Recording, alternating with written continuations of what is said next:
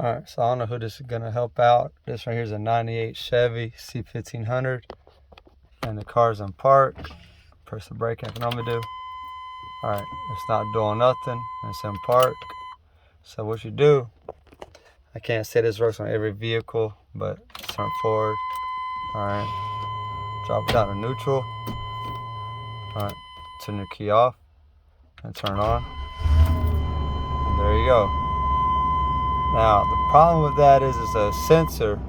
Here's your parking sensor, transmission thing, whatever, but there's nothing wrong with your transmission. It's something to do with that parking sensor and all that. So if you go to try to start your car and it doesn't crank up, try to turn your key forward, drop it in neutral, and then try to turn your car on and see what happens. If it comes on, then you done narrow down your problem. You can take it to a mechanic if you want to get it fixed. If not, just do like I do, drop it down to neutral, turn it on.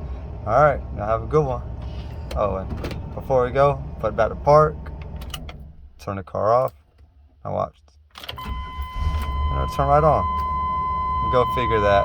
Anyways, y'all have a good one. Be blessed. Like, share, and subscribe. DIY Raymond.